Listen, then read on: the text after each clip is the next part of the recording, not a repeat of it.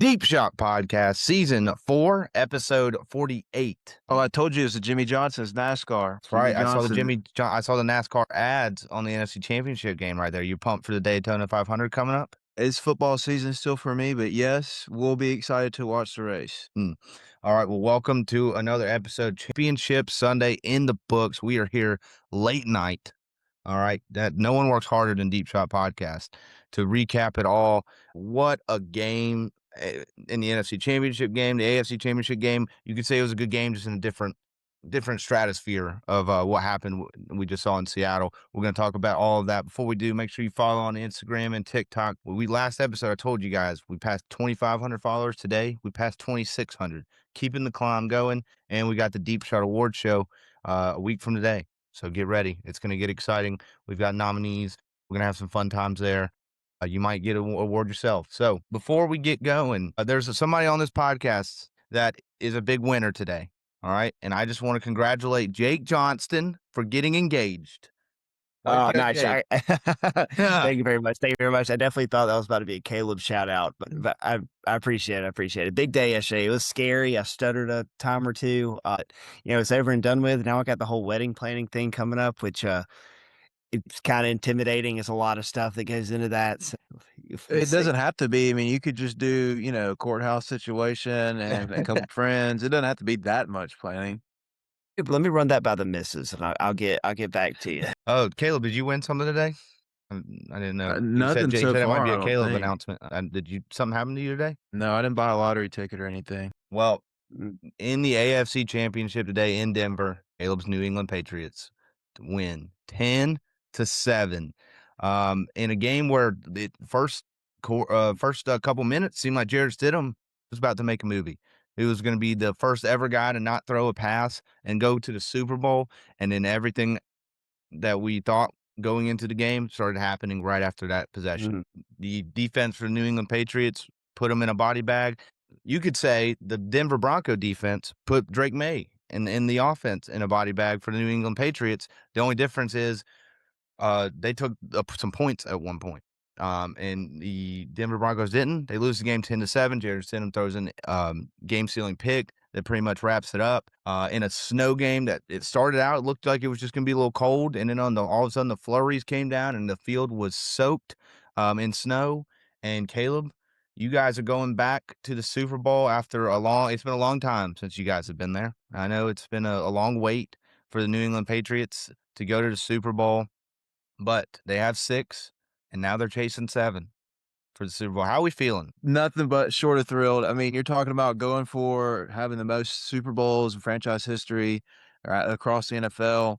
To do it in Denver on the road, to be 9-0 on this season in road games, to make it to the Super Bowl, beat 3 straight top 5 defenses. I mean, you couldn't have asked for a better playoff run in the way it went.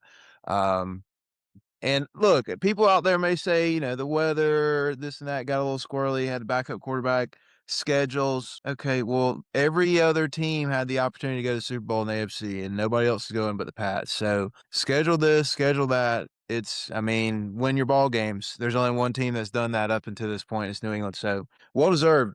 I definitely think this is great for America, too. Nobody wanted to watch Jarrett Stidham in the Super Bowl. Drake May is a lot better off in the Super Bowl than Jarrett. I definitely agree with that point. The touchdown you guys got today was an offensive touchdown, but basically set up by the defense making a big play. I saw a stat. This is the lowest scoring team in terms of playoff points to ever go to the Super Bowl. Yeah, and it's just been a testament to a full team game. I mean, at the end of this game, the whole fourth quarter felt like to me was, can we just make it to 4th down and punt it?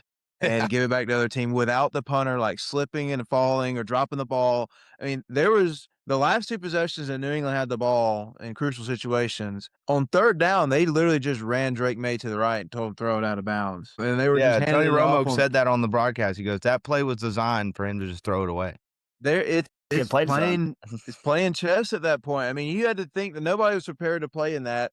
You could see the players, the Broncos threw a running back screen to the left one time, and it looked like everybody was on ice skates, legitimately out there trying to run around. What it looked like, I told my buddies I was watching with, is not football anymore. It just did not resemble what a normal game would look like. So you can't even coach it or play it that way. And Vrabel had the guys right. And I mean, you put pressure on them by going and taking a lead with points at one point or another, and then you just see how the game plays out. Next thing you know, there's 2 inches of snow on the ground. Jared Stidham's got to make a throw on 3rd and 8, and it's just a lollipop. Yeah, no, listen, I'm just going to start my take just by congratulating the Patriots of the brutal season they've gone through. Like I said last week, the 10th easiest strength of schedule in NFL history, 3 incredibly easy games to get to the Super Bowl. And Caleb, you can see and you can say all you want about like, hey, all you have to do is win the games. That is that is just like a crazy take to me, in my opinion. Like you in the Super Bowl, how's that crazy? You got through the Chargers for the worst offensive line in football. You got to beat C.J. Stroud, who was terrible. And then listen, let's face the facts. If Bo Nix was healthy today, the Broncos would be in the Super Bowl. That's a fact of the matter. And honestly, if they just would have kicked their 3 points and when it went up 10-0, it's a whole nother different ball game at that point. And that's on Sean Payton. That has nothing to do with the Patriots. But like I said, I want to give my flowers to Drake May and just go through his historic run to the Super Bowl. Historic run. These stats are incredible. So far, he is 33 for 56. Yeah, that's right. 56 pass attempts in 3 playoff games. Yeah, MVP right here. He's completed 58% of his passes. He's thrown for an average of 220 yards per game. Has a 1-to-1 touchdown to turnover ratio. And the Patriots have punted it 19 times. 19 times so far in this playoffs. So listen, awesome run. Y'all are 17-3. You know, was it the 10th easiest schedule in NFL history? Yeah, sure. But it's hard to win games. Hard to win games. Good luck for the Patriots in the Super Bowl. I just watched a dang good team wrap up the NFC Championship game in Seattle. I don't know how much faith I got in the Pats. And listen, the last thing I'm going to say is, Caleb, I was a little disappointed in you. Just like in my thoughts today, I was just thinking about it. How you were saying like all season, like how the Patriots are so good, and now Drake May's the MVP. And then I just went back to last episode in my head. The fact that you were not just bursting with like confidence before going to Denver. And now, like, sure, it was a close game because I do think deep down in your head, I think you might realize that the Patriots aren't quite as good as they might be getting to. And that might lead to a little bit, or, I don't know. I'm not in your head, but hey, congrats. Congrats. First Super Bowl in 6 years. I know it's been a long wait. And listen, let me just say this one more time, Caleb. And I know I've said this 18 times on this podcast. I love you. I love you. I truly do. Caleb Spear is a person. I love you. I hate the team you support with every fiber of my being. And if it comes off the wrong way sometimes, I'm sorry. I just can't stand them. I hate them. I can't stand anything about them. They're frauds. And I hope they get embarrassed in 2 weeks, truly. I mean, sure, that's fine. Here's the deal, though. I mean, if we get embarrassed or not, the team has 6 free agents this offseason. That's it. So the whole crew's going to be back. We're going to have more money to spend. First place schedule. Quarterback. First place schedule next year. First place schedule next year. I mean, sure, bring it on. That's fine. It's cool to play a first place schedule, whatever. Roll it out there. The thing about the Patriots, to me, that separates them on the field, though, is like the situational stuff. And you can talk about schedule this, schedule that, or, you've had to play. Hell, it's a team game. So if we play good enough defense, because that's a point that nobody wants to speak about. Like Drake May hasn't had to play very good because the defense has supported him and special teams. And they've played some pretty insane offenses too. I mean, Jared Stidham led offense today. E.J. Stroud last week, who had 4 turnovers in the first half. And then, like I said, Justin Herbert with, Walmart associates as offensive lineman. It has been a pretty impressive run. So who's good? Who's good in the NFL? I think I think there's 3 teams that are better than the New England Patriots in the AFC. And then there's 3 teams better. And I know that makes us frauds. We're the 4th best team in the NFL. In the AFC. I'm just talking about. Are they? I think the Jaguars are better than the Patriots. I think the Bills are better than the Patriots. And I think the Broncos are better than the Patriots. I think the Broncos with Bo Nix would have won this game. I think Josh Allen's Bills would have won this game. And I think Trevor Lawrence would have, and the Jaguars would have won. That's my take. Josh Allen couldn't even beat us in the division. So I don't know what you have in your brain that makes you think he would have won this game. Hey, they went 1-1 this year. Y'all went 1-1 against them. And the Bills. Jake can't let the Jags go. I mean, seriously. I can't. He's been talking about the Jags for the Jags haven't played a ball game in 2 weeks. I mean, I can't let the Jags go because I know that there is, and you listen, you can agree with me, you can disagree with me. It is what it is. Listen, this is a podcast with the intention to get takes out there, right? And this is my take. This is my take. I think the Jaguars, this was their year. I think this was their year. And I think one or two plays go differently in Jacksonville a couple weeks ago. I think they win today. I think they're going to the Super Bowl. I think the Bills were the only team in the AFC that could have beat them, and things had to go just right for them, and I think it did. Well, good for them. I mean, like Garrison said in the group chat, hang the banner. Hang We're the banner, being your yeah. year, and you didn't do shit with it. And look, I mean, it spoils to the victor. You if you're there, you're there. If you're not, you're not. The Jags are going to have other plans on Super Bowl Sunday. All the players, they're already in Cabo. They're might be in Galveston Beach. So they've got different things on their minds. Meanwhile, Mike Vrabel is going to, I'm assuming, there was talks years ago he's going to chop something off if he went to Super Bowl. Yeah. So we don't know what he's going to give up this week. I mean, it's Pro Bowl week now going forward. But listen, man, you go from winning 4 games last year to winning 13 and going to a Super Bowl, and you still got all the draft picks, the cap space, the future, the young quarterback, all the things going in the right direction. To Falcons fans and you guys, I'm sorry, because I know it's got to be pretty brutal to see some people in this world just not even sniff a Super Bowl. And I mean, the whole thing, the 20-year dynasty got torn down and it is back in the same amount of time. Falcons haven't You're won a so playoff sorry. game. Yeah, I So know. sorry. And seriously, people who were born and raised in Middle Georgia and they're just fans of the New England Patriots and the New York Knicks, I'm reformed on the Knicks. I told you guys, I'm a Hawks guy. Well, I'm very happy for you. I know all those days that you spent up in Boston cheering on the Patriots. I know it's been a long time coming. So, like I said, I am happy. In terms of the weather game this year. In terms of the game, like I said, it was all Broncos in like the first quarter, and then the Patriots got the big fumble, forward pass, backwards pass. They ruled it. It was a weird rule in there, but then they get in there. But before that, it was 7-0. The Broncos were in the red zone, decided to go for it instead of kicking the field goal. And I just want to have this discussion real quick. I mean, where are you guys at with the not taking points where we're at? It seems like in the NFL, way like even 10 years ago, let's go back to it. Like everyone's taking points, everyone's punting on 4th and 1. And now we're just in this go for it, got to have touchdowns in a game where literally I guess a touchdown would have won the game for the Broncos, but you didn't really need a touchdown right there. What are you just thoughts on that decision and thoughts on this whole idea in general? I mean, I definitely think this playoffs, I think it's been one of the biggest stories. Like, I feel like, not to talk about the Jags again, but that was another huge thing. The Jags, if they would have kicked 3, they probably could have won that game in Buffalo. There's been more than I can just count off the top of my head of games that have been one score, final scores, and you can look back. It's like they had an opportunity to kick 3 there. They didn't. They went for it. They didn't do it. The Bears last week. The Bears last week. You can talk about the Patriots and the Chargers. In the wild card, the Chargers declined to take points early.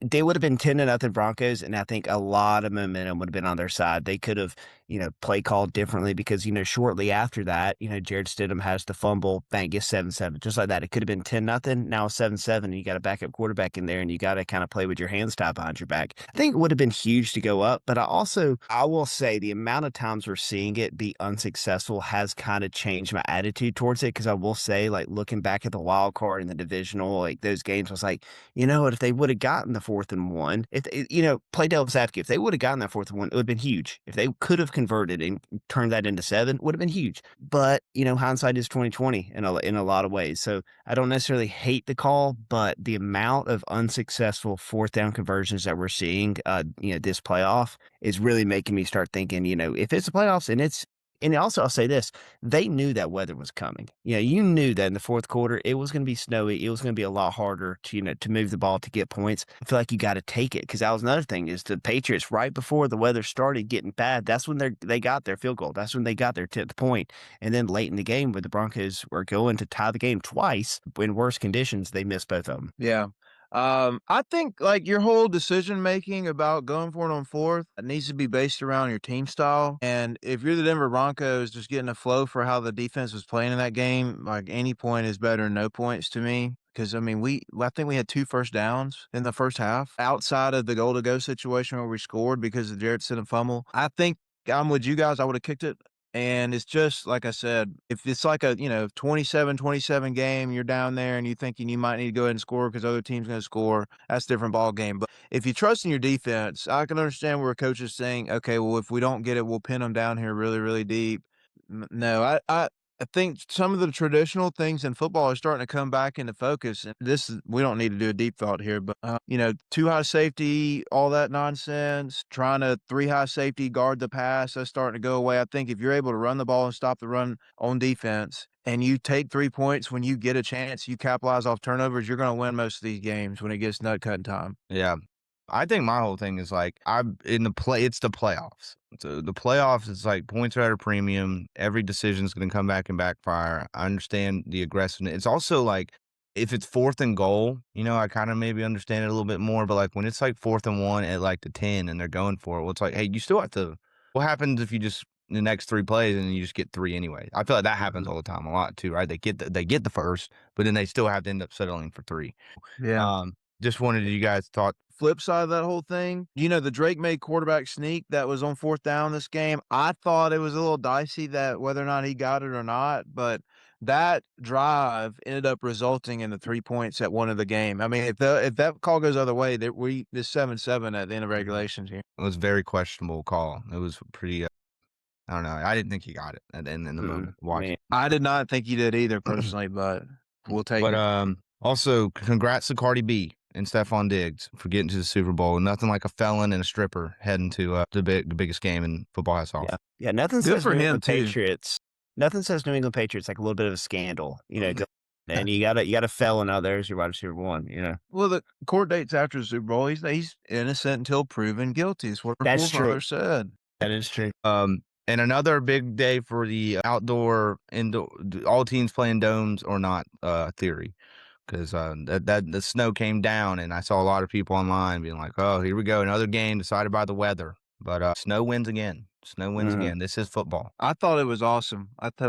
And just for New England to have like a 9-minute drive coming out of halftime to kind of wind the game down and get you to this point of the snow, and not give Denver an opportunity to get back on offense. Thought that was huge. Yeah, it was. Great game in terms of how close it was and electric, and I'm excited for Caleb to get to have one more football game. We only got one more football game this year. I'm glad somebody here gets to, have an interest and either be really happy or really sad. I'm gonna be honest. I think you're gonna get upset about what happened to the Super Bowl. So let's move over. Let's talk about the NFC Championship. A insane ball game between the Seattle Seahawks and Los Angeles Rams. Seahawks hold them off 31-27. This game was like first quarter seemed like it was kind of controlled by Seattle. Seattle was really moving the ball downfield really good in the first half. Like offensively, they were great. They had the big play to Rashid Shaheed to start the game. And then it kind of started settling where the Rams were able to take advantage. The Rams did some really questionable things in this game. Like they scored to go up 17-13, I believe. And then maybe it was, I don't know, remember this. 13-10. They went up 13-10. They scored to go up 13-10, and then they get a stop. They get the ball back.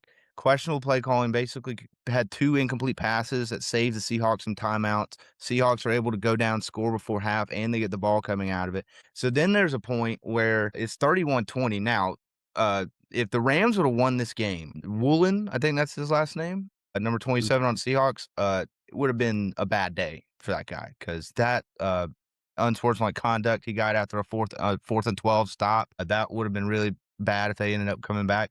But then when the Rams do get that opportunity, they score, and then they're going down in the fourth quarter. They were on this long drive, and when they scored before that, so hold on, I'm sorry, let me back up. When they scored before that, after they got the flag, they make it a 4-point game instead of a 3-point game, which I thought at the time was like, look, you got to make it a 3-point game. So then they go down the next drive when they have like that long drive and they go for it on 4th and goal at the 5, don't get it.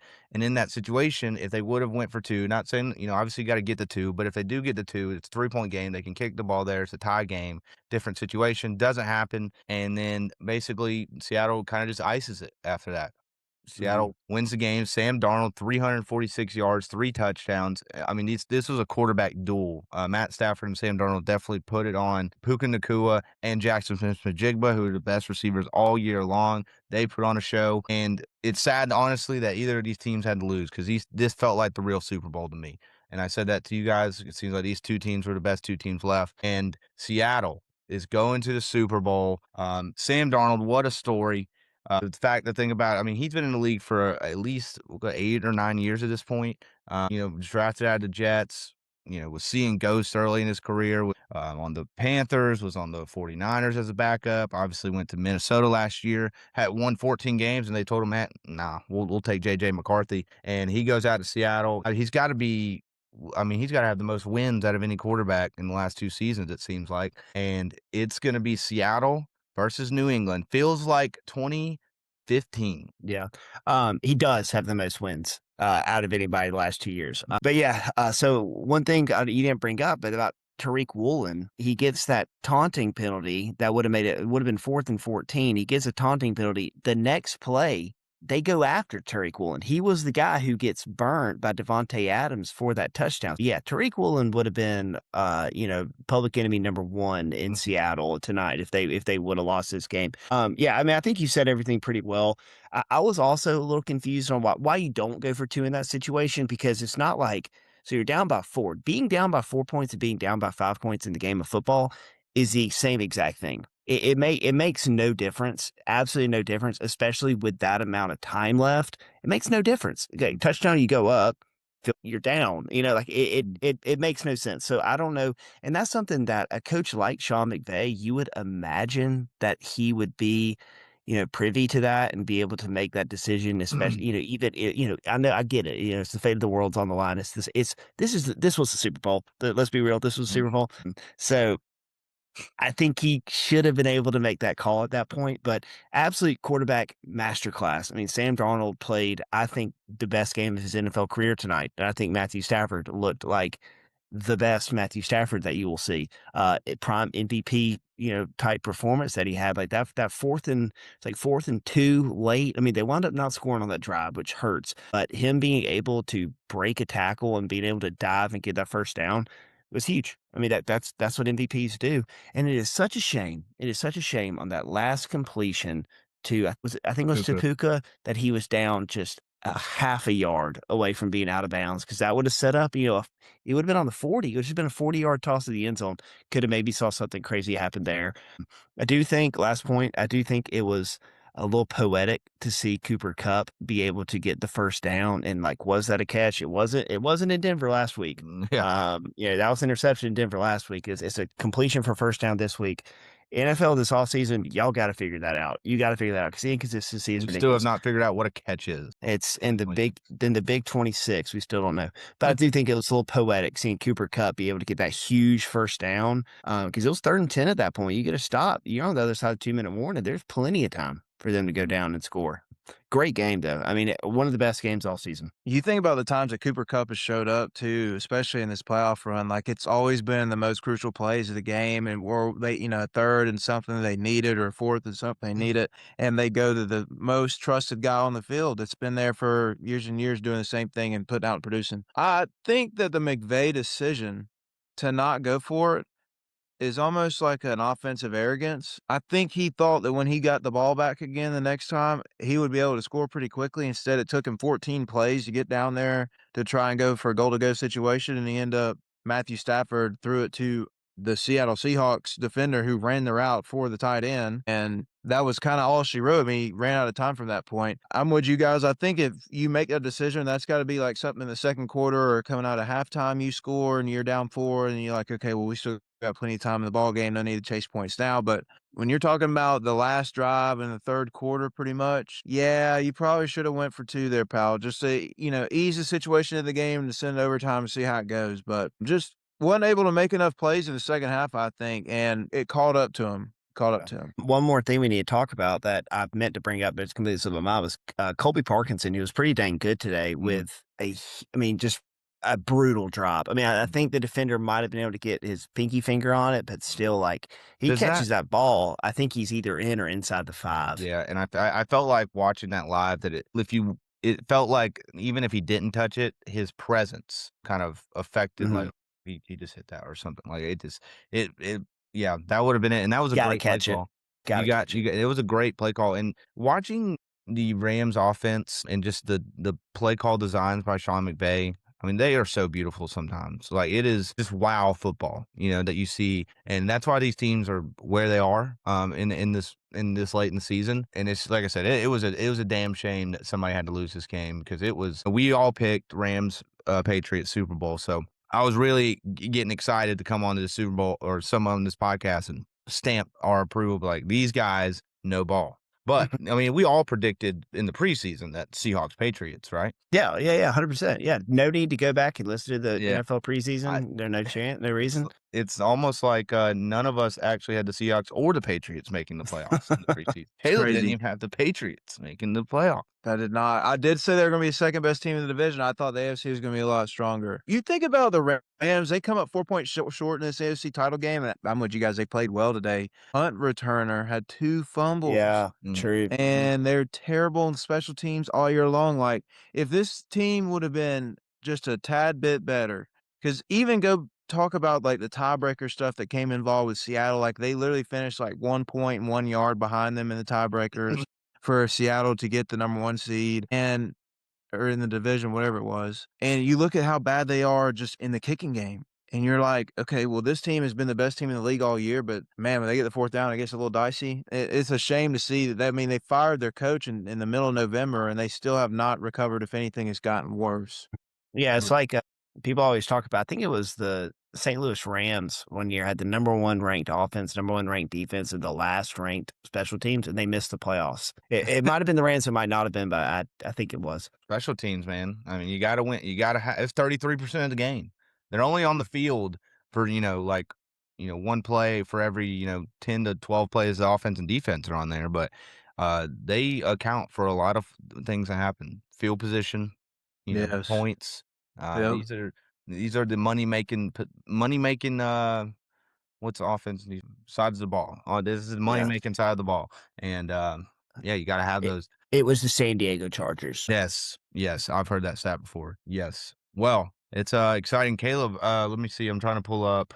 I meant to pull this up. Let's see. No way we're favorites. Let's see. No shot. I'm going to say Seahawks -5. Caleb, I'm just going to say this. You better pick the Patriots. If you get a Super Bowl, you don't pick the Patriots. You have to. Caleb, our video the video I posted of you this week, I mean, that was the most viral a podcast clip has ever went for us. I mean, there were so many Patriots fans just dogging you in there. I'm like, well, what the fuck's up with this guy? I'm just trying to be, honest. I think it's also a mental, like, hedge my bet almost. I'm just like, okay, we're going to lose. But, hey, we win. Hey, but to be fair, you were right. You were right. You said it was going to be a close game. You said the Broncos were going to cover. You said you thought y'all would win. How's your boy? Things happened. How's your boy Art Toledo feeling right now? You know what? I was trying to, get some content for the Deep Shot Pod, and he actually FaceTimed me from the stadium after the game, and I missed it. I texted him. I said, I can't believe I missed my congratulatory call. Yeah, he was like, Drake May can't read a defense, whatever. I mean, he's pretty salty about it, but the same thing that the Jags fans in this podcast are talking about. Just salty because their ass is not in the game. They have nothing to cheer for. They got to look forward to week 1, preseason. Listen, here's the facts, though, Caleb, and you'll never admit this on the podcast. You'll never admit it. You know it, though. You know that if Bo Nix played today, y'all were cooked. You know if y'all had to play the Bills, y'all were cooked. You know if the Jags went to New England in the division round, you know y'all were cooked. You won't admit it. But you know it, and that's enough for me. Well, good thing that butterfly wing did not beat too hard, bro, because we didn't have to experience that reality. Yeah, that's true. That's very true. Okay. Well, Super Bowl 60, it's coming up in 2 weeks from tonight. One last football game this year, all right? Let's make sure we cherish these next 2 weeks. We got the Pro Bowl games. Right, the Pro Bowl games coming up next week. Okay. Can't wait to watch the skills challenge. Yep. Yeah. Okay, first thing I want to do real quick is the Player of the Week competition is over, and Jake Johnson, another big win for him today. He is officially the Player of the Week champion. Shout out to CJ Stroud taking like half the votes away. I mean, just gotta love how it looks on a graphic sometimes. It's all about how it looks on a graphic. That's all it's about. And listen, hey, I'm glad I won. I'm not going to lie. Those weeks where I lost to Trevor Lawrence when he had like 6 touchdowns and 5 touchdowns, like 400 yards, and I just lost. I thought there was no chance I'd be able to come back. But hey, a really good late season push for me. I won like 3 of the last 5, 3 of the last 6. That's huge. That's huge. Hang the banner. Yeah. Hey, hang it. Hang it. Hang it. So we're done with that. Wanted to congratulate Jake on that. And then here's a question I want to ask you guys. I've been seeing this. So obviously, everything changes. The schedules are, I think, not like in terms of dates are out and everything, but everyone kind of has their schedules based on how they finish this year for next year. So I wanted to ask you guys, if there's 1 or 2 teams that made the playoffs this year, and let's just throw the Carolina Panthers out of it for this question. But any teams that made the playoffs this year that you think are going to maybe have a reality check next year and be back out? I think the New England Patriots, man. Right. Listen, I know this has just become like Jake shitting on the Patriots podcast, but listen, the difference between playing a last place schedule then jumping and playing that first place schedule is pretty daunting. It's pretty daunting. It's pretty daunting. I'll throw a couple others out. I mean, I think the Jags will be back, but I find it hard to believe that Jags will get 13-4 next year going to play that first place schedule. Looking on the NFC side, you got to have that same conversation about the Bears. You said don't talk about the Panthers, but that's another one. Like going like you see it every year. You'll see a couple teams who finish in last place. They'll be able to play all the 4th place teams in the NFC and all that. It's a good advantage. It's a good advantage, and that's not specific just to New England Patriots. That happens every single season. You see this happen. So I definitely see quite a few.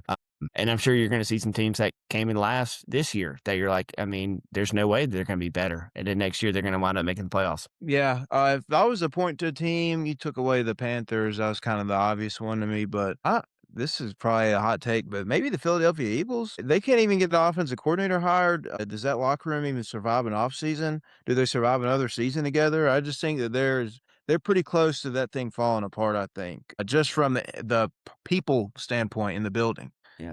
Yeah, that's a good one. I was thinking about, and I'll just segue this into a next conversation.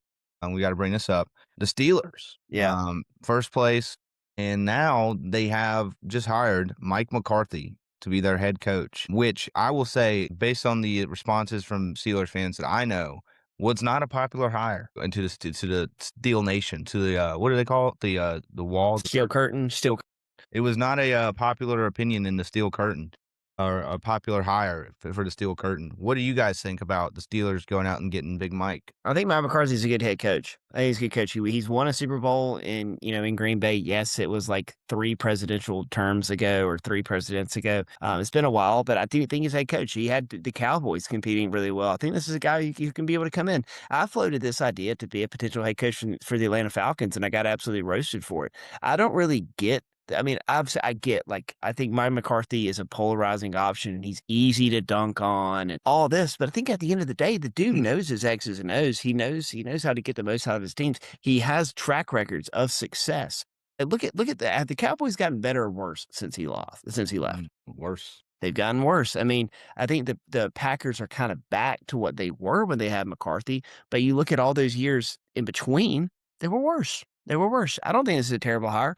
And I also think from a franchise of the Steelers, who this is their 4th head coach in franchise history, they one of the best franchises in all the NFL. It's going to be a little bit harder for a franchise like that to take a chance on some unknown, offensive coordinator who's like in the McVay tree and he's called plays for 1 season. Everybody's like, oh, this is the next great football mind, whatever. I think this is a good choice. And I think this is also a choice trying to get A-Rod to come back. I'm not sure what that relationship's looking like between McCarthy and A-Rod, but maybe they can kindle the fire and get him to come back next year. Because I will also say this, just to go off your point of the Steelers falling off, if they can't bring back A-Rod, what is the call?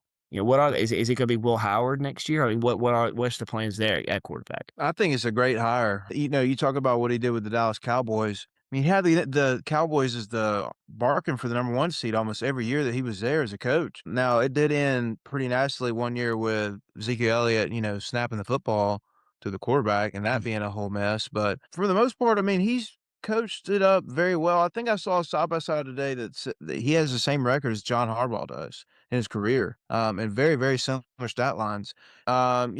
Jake talked about the young hire looking for the next new guy, 1 season of calling plays. Maybe it's that guy. That was what Mike Tomlin exactly was. But the people in the building said that he should have been the hire, and they knew from Bill Cowher days and all that other stuff, the tradition of it, what a good football coach looked like. So, only thing I'm a little intrigued by this because the Steelers have, their obsession with stability. Mike McCarthy's in his lower 62 years old. He's pretty old coach. To expect him to be around another 8, 9 years, I think at the max, that would still be a quicker turnover for the Pittsburgh Steelers than they've ever dealt with. Mm-hmm. I think it's interesting too, Caleb. I remember, I think it was last podcast you brought up how none of the college coaches have really, ventured off to the NFL. I mean, how is Bill Belichick not getting some calls, huh? I don't think anybody can afford his buyout. I think that's the issue. And North Or Carolina probably Jordans. has. Who would want to be around him right now? I think he would have to go and do something seriously awesome on TV for somebody to call him at this point. Or North Carolina's got to start winning games. Yeah, and then the Ravens hired Jesse Minter. Ravens hired Jesse Minter, the DC for the Chargers, to be their next head coach. I don't really know much about that guy. Do you guys know anything about that guy? Minter was in Michigan with Jim Harbaugh, and then jumped to the NFL with John and coached the Ravens. And I think he left and went somewhere else. Now he's back with Jim. Young buck. I actually said it on the last podcast. I thought that he was going to be a fit for the Baltimore Ravens because he's kind of like the Mike McDonald makeover, if you will, for the up and coming coaches. Great defensive mind, won at a high level everywhere he's been the last 3 or 4 years of him running the show on defenses. So I think it's a really good hire for them. Do you also, did you guys hear about the Browns? And apparently they're making their head coach candidates take a test and write an essay during their process. No, I haven't heard that, but that's so on par. It was some guy, I forgot who it was. They were on the Rich Eisen show, and it was one of those reporters, insiders, saying that they literally have their candidates taking tests and writing essays because they are a data-driven organization. And it's like, hey, pal, you're the Cleveland Browns. You need to be open arms. Hey, we'll just take anybody. And it seems like they're pushing away any good. I mean, imagine that. Mike McDonald or Mike McDaniel. Sorry, Mike McDaniel just going in there and they're like, "Hey, bud, put the dab pen down. We need you to write us a 3-page paper on why you should be the Cleveland Browns head coach." And he says no.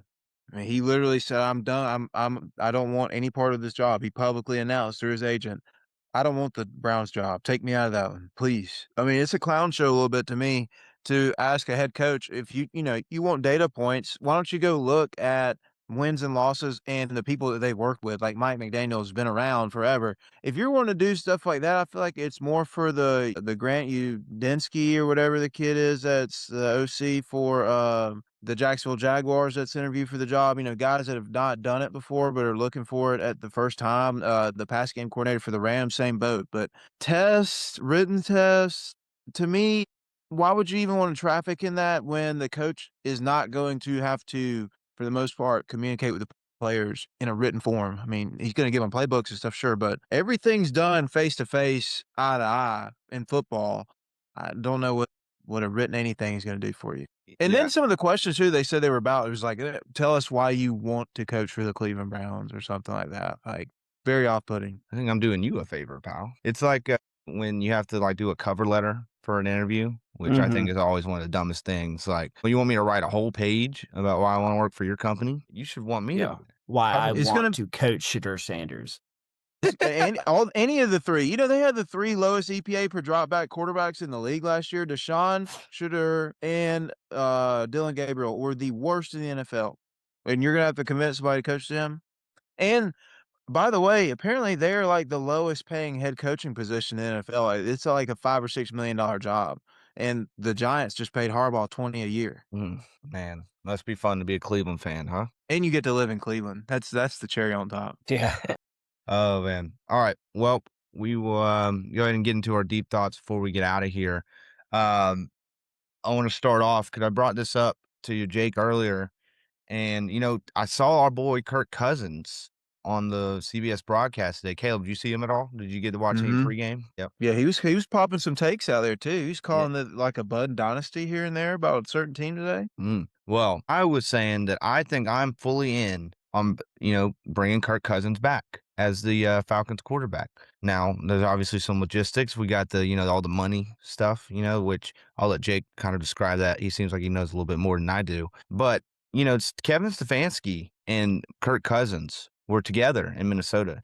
If you guys didn't know, Kevin Stefanski was like a part of the Vikings organization for like 10 years before he became the Cleveland Browns head coach.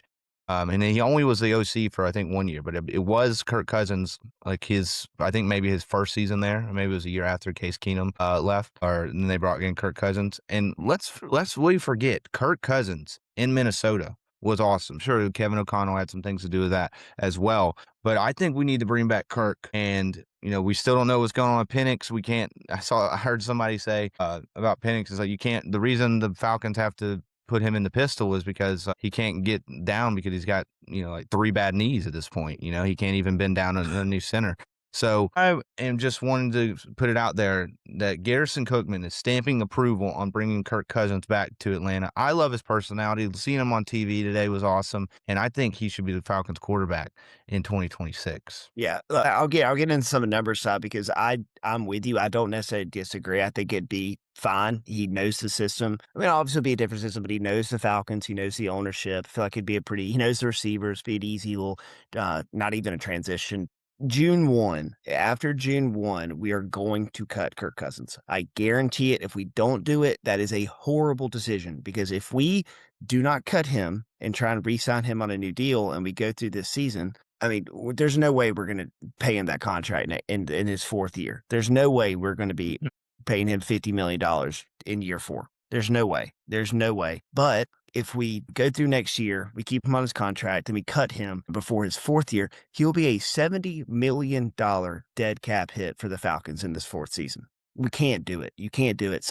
I'm all for it. Let's cut him after June 1 and let's have a conversation with him. We will bring you back. You can be our quarterback week 1 while Penix is hurt. When he comes back, we'll have a fair, open competition. If you're doing well, you can be the quarterback. We're not going to take it from you. It's not just going to be, hey, Mike's back, get to the back of the line. I'm for it, but it needs to be a team-friendly deal because at the end of the day, he is an aging quarterback. He is old. He needs to be paid like that. He played okay last year. He played okay. It's not like this guy was setting the world on fire. I know he looked better than what Penix did, but it just has to be a team-friendly deal because if we handcuff ourselves to him this year and he doesn't perform and then we're hit for a $70 million dead cap, I mean, what are we going to do at that point? And the Falcons, we don't have a GM yet, do we? No, not yet. I think we got one in the works. I think it'll get announced this week. Do you got some intel? Some guy from San Francisco. I forget his name. Caleb, what do you think about that idea, though? I mean, I'm not against bringing Kirk back. I think if him and Michael Penix have a great relationship too, and it's something that, he sounds great on TV. I think all those quarterbacks do. We've heard him in interviews. Like, I think he knows what he's talking about, and he has a thing or two to add towards the development of Penix when you're talking about the old style of quarterbacking. That'd be great. The money thing, though, you got to figure it out. I think I'm with Jake. You got to cut him before June this year, or post June 1, whichever one it is, to circumvent the cap a little bit better for the Falcons. But if you bring him back, you're going to be competing against some other teams too. Now, like there's going to be somebody out there that's probably willing to flip Kirk like $10 or $15 million to be the bridge quarterback for a year. People were trotting out money to Justin Fields like it's nothing major. You think they're not going to pay Kirk Cousins? He will get paid. He will. He'll find a place. He'll find a place. So it's Josh Williams is the guy for the 49ers that they've been linked to. Okay. All right. Whoever wants to go next. So my deep thought is about Caleb's Patriots. And it's not going to be a dunk, I promise, but it's just a thought I had. Obviously we know that Tom Brady is the greatest quarterback of all time. Know that. I think we've had a discussion on this podcast because everyone was like, is it Brady or is it Belichick? Is it Brady or is it Belichick? And I think the question was answered once Brady left the building. He won a Super Bowl, and then ever since then, it's just been, saga of bad for Bill Belichick. But then I had another thought today, and it's basically like Robert Kraft might be the best owner in sports history. Because the fact that he has just been able to spit out good decision after good decision after good decision. He had the Gerard Mayo hire, which is probably the worst decision he's ever made. But I'll tell you, a good tell of a good owner is when you make a decision like that and it doesn't take 4 seasons to correct it. How long was he the coach? 1 season, 2 seasons, 1 year, and then he's out. They knew he wasn't the answer. He's gone. So I don't really, it's not even really a deep thought, but just when you're looking at those big 3 of the 6 Super Bowls that the Patriots won, it was Belichick, Brady, and Kraft. Kraft never really got his shine, I feel like. And then when the documentary came out, a lot of people were like, why is Robert Kraft dunking on Bill Belichick? Like yada, yada, yada. Kraft's is lucky that he has Brady and Belichick and he's doing this, which I think part of that is fair. Like, why did Kraft make that documentary that was very anti-Belichick? That's a different point, though. The fact of the matter is Robert Kraft has to be one of the best decision makers in football. He got the quarterback right again. He got the head coach right again. And it's just all coincidence that he's besties with Benjamin Netanyahu. The Jalen Polk hater on Instagram is an awesome follow.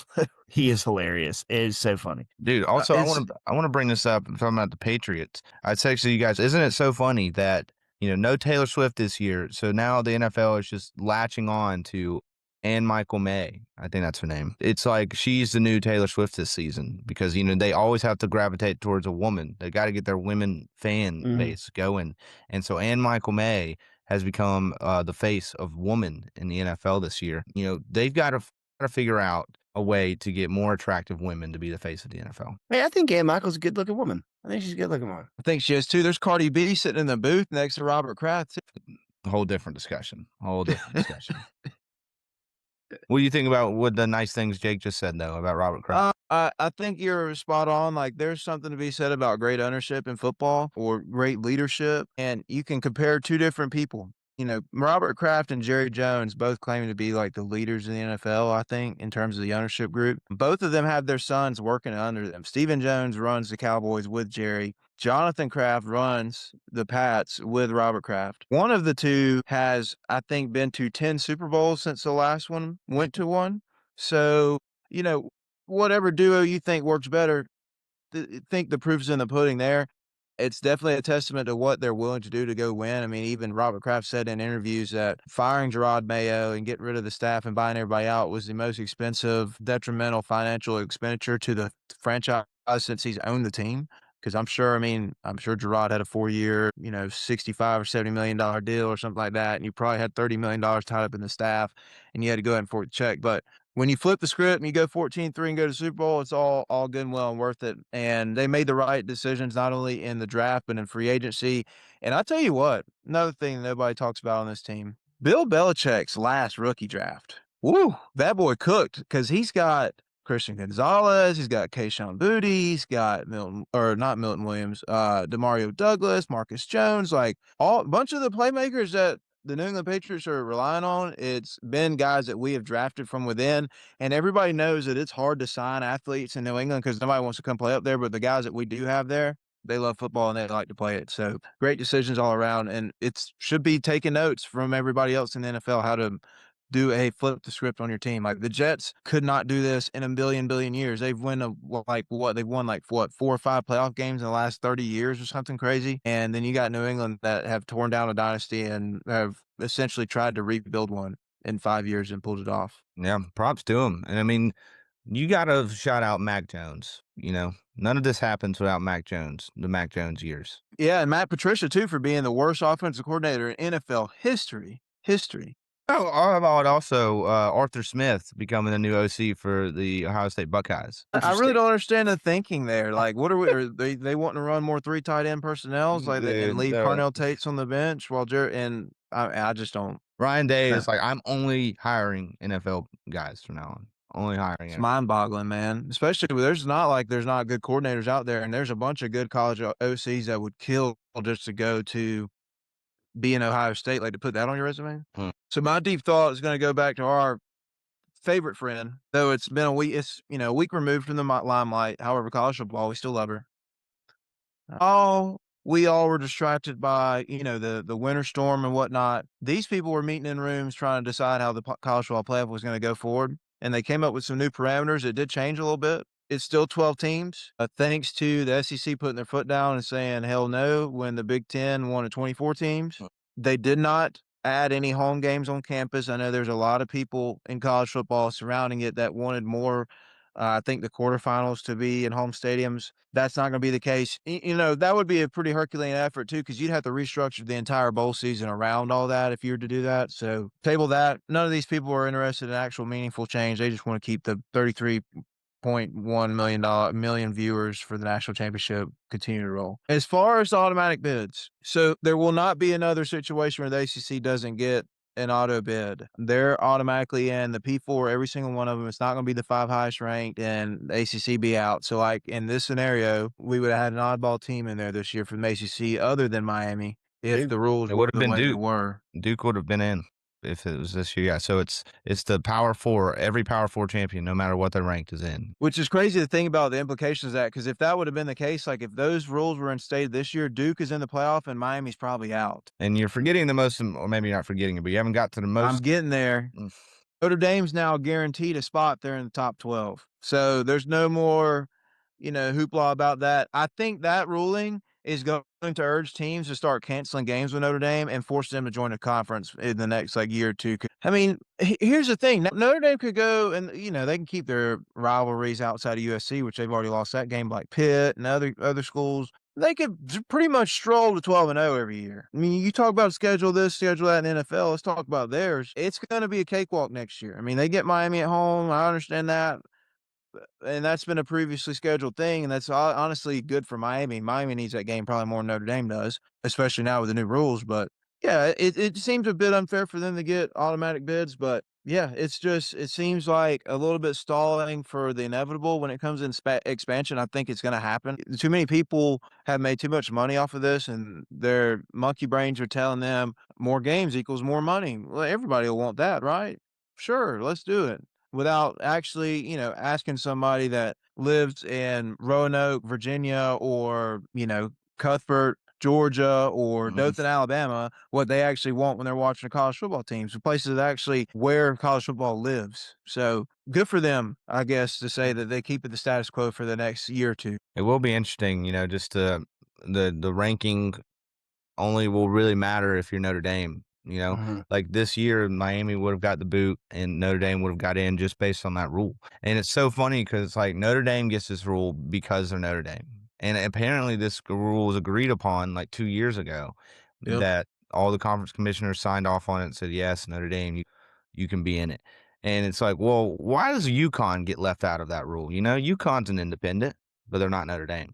If this was college basketball, UConn would get that rule. It's a shame. Getting special privileges like that is going to be the reason why people want to consolidate this thing and it'd be like one big conference. Everybody's got to have the same rules. Like, it's just not going to work, man. Yeah. Their revenue share is different from everybody's in the country because they get to dictate their own rules. I mean, nobody else has their own TV deal and gets to automatically get in the playoff regardless of, conference finish for their season. No, I mean that college football, I think Jake said, like we talk about it every week, like how they just do something else that pisses everybody else off. It's like, God forbid we just have some sense in the room here, but we'll see. You don't go ahead. At least they haven't left tackles, sign off the practice squad yet and come back. Yeah, right. Yeah. Godly, that's a whole nother discussion. Also, real quick before we get out of here, the Dabo press conference the other day. He cooked. Oh, we probably need to unwind that for everybody because if you haven't listened to that, you need to go listen to that. Like him go line by line, everything that went on. He went off. So he basically, everybody knows Dabo Swinney is one of the guys that hates the transfer portal. And famously, if you don't remember, Dabo Swinney once said once players start getting paid, he's going to stop coaching, and he's still here. But basically, everybody dogs him for not using portal. He goes out, he gets this like all ACC linebacker from Cal, and he's at Clemson. He's taking classes at Clemson. He's enrolled. He's at the school, like he's a student at Clemson. And basically, Pete Golding sends a text to him and says, "Hey, I know you're enrolled, but what's your buyout?" Offers him like $1 million. Clemson finds out about it. Clemson tells Ole Miss, hey, like, no. The guy says no. The linebacker says no at first.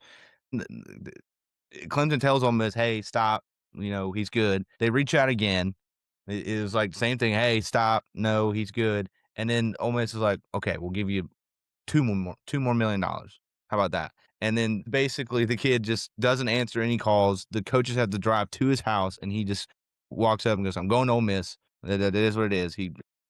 And that's it. And obviously Dabo Swinney, being who he is, he goes into that press conference the other day and has timestamps of everything that happened and when it happened. And I think I've having a discussion and seen it on Twitter. It's like people are like, oh, well, everybody's just mad because when Ole Miss does it, but when Ole Miss had their players stolen by LSU, it's like, no, that's a problem too. Look, Dabo said it perfectly. You can't be a hypocrite. You can't be one of these coaches complaining about tampering, and then you're not going to bring it to the forefront. Whether or not something happens by the NCAA, who knows? Probably not. But it's nice to hear how bad it is, and it's like it's one thing if there's somebody in these portal, right, and they commit and then they decommit, and we've had all these problems, right? The Damon Williams thing happened, he signs, and then the Darian Mensah thing, but this kid is in classes at Clemson. Like he's probably got a dorm or a house or something. Like he's moved in, and all of a sudden, nope, going Ole Miss. Yeah, it's insane too, because like if you understand where the money came from, Pete Golden offered this guy $1 million contract, 1 year, $1 million, and then up to the 2 years, $2 million after that. They got the money from buyouts from LSU taking their players, from Lane getting Princewell, Umami, the defensive end, and TJ Daugherty. Both LSU had to pay both of them their buyout. So with that buyout money, they tried to spend it and go pay another player and got him.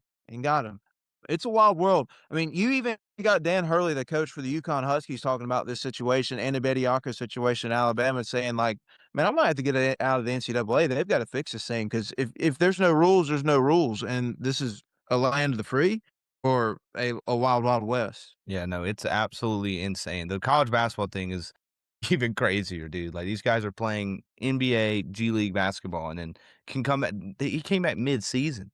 It's the middle of the college basketball season. And he just. But good for Tennessee, they beat him, and then they posted it and they tagged his G League team and said, "You're next." Oh man, crazy stuff. Well, that'll wrap up episode 48, late night edition. One more football game, guys. One more football game. Let's make sure we cherish these next 2 weeks. We'll be back in a couple days to talk about whatever else happens. There's always going to be something. Every day is a mystery. For Jake and for Caleb, I'm Gary. We'll see you guys soon. Deep shout out.